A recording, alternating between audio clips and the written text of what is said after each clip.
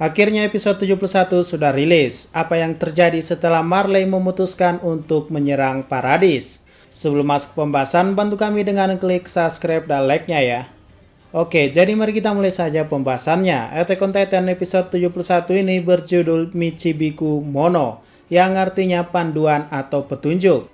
Scene dibuka di mana lagi-lagi Armin berduaan dengan Annie.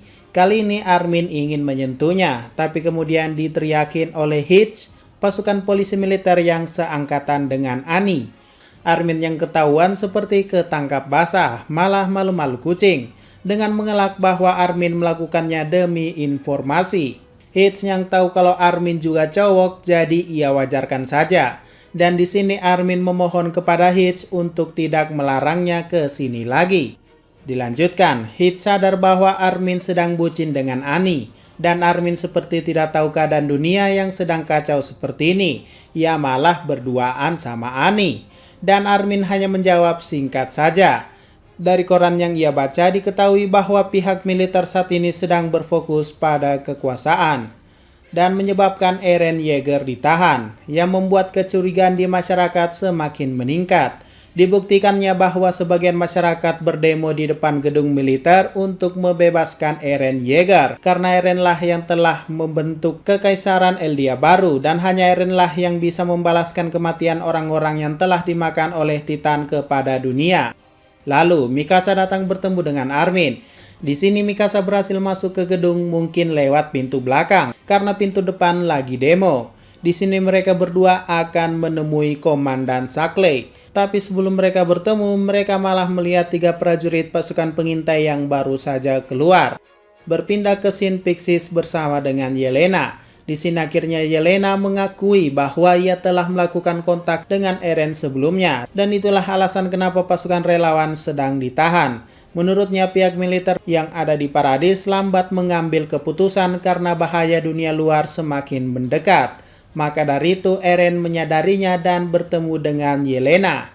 Tapi ketika Pixis menyimpulkan bahwa gara-gara pertemuan tersebut Eren jadi dikendalikan oleh Seke, sikap Yelena tiba-tiba berubah. Memang dari awal sikap Yelena ini cukup aneh, tiba-tiba tenang, tiba-tiba marah.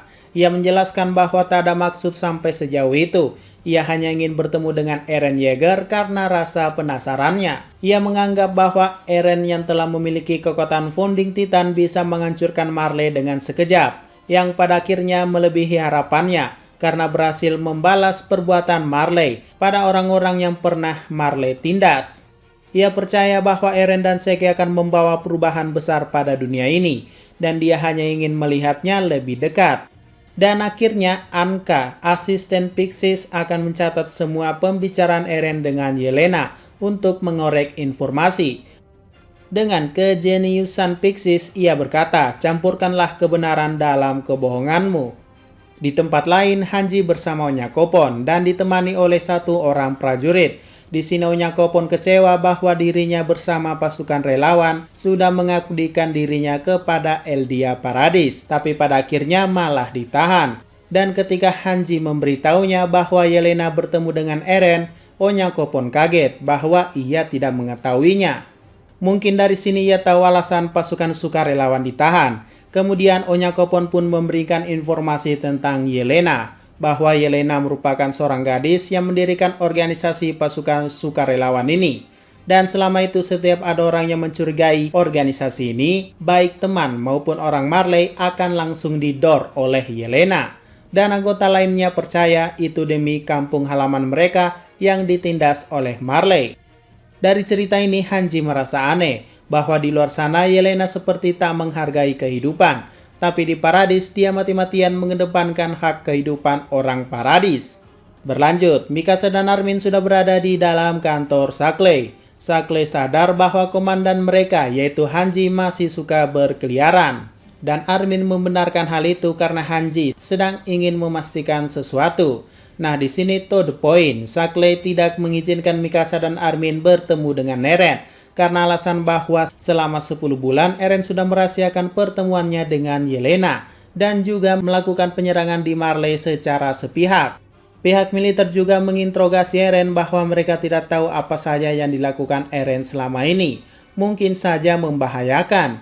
Dan dugaan yang paling dekat sejauh ini sama seperti yang Pixis duga, Eren sedang dikendalikan oleh Seke. Dan kalau kalian notice, di situ ada kursi favorit Sakle yang akan kami bahas di lain video. Lalu pembicaraan pun berakhir dengan gagalnya permintaan Mikasa dan Armin ketemu dengan Eren. Setelah keluar, Armin menyimpulkan bahwa pihak militer mungkin sudah membuang Eren. Artinya Eren akan dieksekusi dan kekuatan Titannya akan dipindahkan ke orang lain. Dengan Mikasa yang greget tak terima mau menguping pembicaraan 3 orang prajurit polisi militer yang baru saja masuk. Akan tetapi dengan instingnya tiba-tiba ia sadar ledakan besar terjadi dan membuatnya menyelamatkan Armin. Ya, ledakan terjadi di kantor Sakle dan membuat tubuhnya terbang hingga jatuh ke teras depan. Dan Panglima tertinggi sudah mati. Beda reaksi, masyarakat yang demo tadi malah semakin yakin bahwa kemarahan mereka didengar dengan dibuktikannya kematian Panglima dan berkata Shinso wo Sasageo. Dan semakin percaya bahwa mereka akan bertarung demi kekaisaran Eldia yang baru. Setelah itu rapat pun langsung terjadi. Hanji, Oyakopon, Armin dan Mikasa langsung dipanggil oleh polisi militer. Dari penjelasan Nile, ledakannya berasal dari kursi. Dan kebetulan Armin melihat orang yang mengantarkan kursi itu sebelumnya merupakan prajurit baru dari pasukan pengintai. Yang membuat seketika orang-orang makin curiga dengan pasukan pengintai. Lalu keadaan semakin parah ketika ada berita Eren berhasil kabur dari penjara. Lanjut, di sore hari, seorang laki-laki berjalan yang tak lain adalah Eren Yeager. Dan di sisi seberang ada Floch dan seluruh pasukan pengintai yang sedang menunggu. Floch memberikan sebuah baju kepada Eren dan memberikan jawaban kepada Eren bahwa jumlah yang mengikuti Eren lebih banyak dari saat ini. Sebagian adalah orang yang telah meledakkan Sakle. Lalu Floch percaya orang yang akan menyelamatkan Eldia adalah Eren. Dengan gaya pengambilan baju atau jubahnya membuat Eren terlihat keren. Sama seperti di trailernya dulu. Dan fokus Eren saat ini adalah mencari Seke Yeager. Pindah ke tempat lain, pihak polisi militer yang dipimpin oleh Komandan Nile memberikan informasi bahwa sebanyak 100 orang telah kabur dari penjara dan juga sipir yang menjaganya. Dan dicurigai bahwa mereka ini adalah pengikut Eren yang juga telah membunuh Panglima tertinggi. Maka dari itu mereka akan disebut sebagai kelompok anti-militer yaitu fraksi Yeager atau biasa yang disebut sebagai Yeageris. Dan tujuan dari Yeageris ini adalah untuk mempertemukan Eren dan Seke.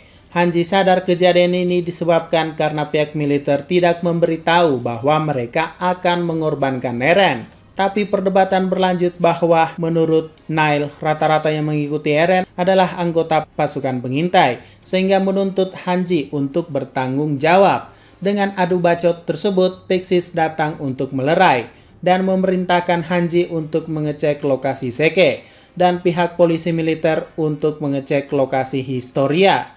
Nah, karena Pixis merupakan orang yang bisa memimpin sekarang, ia malah mengeluarkan argumen yang mengejutkan semua orang. Ia menyerah pada Eren Yeager, kita sudah kalah.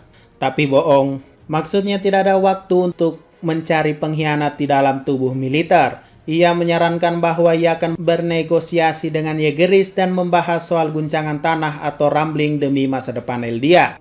Dan memohon kesampingkan dulu permusuhan antara sesama teman. Jika itu bisa mencegah ratusan orang atau ribuan saudara kita saling bunuh, sepertinya ini adalah harga yang murah. Kemudian Pixis meminta maaf kepada Kiyomi bahwa telah memperlihatkannya kejadian tadi. Dan menyarankan bahwa Kiyomi menetap di pelabuhan sampai masalahnya reda. Setelah itu Kiyomi membujuk Mikasa untuk pergi ke kapal jika keadaan memburuk. Akan tetapi Mikasa menolak dengan alasan bahwa ia adalah bangsa Eldia. Ia akan melindungi kampung halamannya. Dan tahu kalau Kiyomi hanya memanfaatkan sumber daya paradis ketimbang dirinya. Dan Kiyomi pun mengakui klan Azumabito dan negara Hizuru memang sudah berubah menjadi negara yang hanya peduli pada uang. Tapi ia memastikan kalau Mikasa tetap akan ia lindungi karena darah bangsawan peninggalan ibunya. Berlanjut, Koni lagi-lagi mengeluarkan pernyataan pedas bahwa ia tak menyangka akan bekerja sama dengan Eren si pembunuh. Dan tentu saja Mikasa selalu membela Eren. Dan Hanji menegaskan kalau tak perlu bertengkar, fokus kita adalah mengungkapkan rencana Seke. Dan hal yang ia curigai adalah restoran.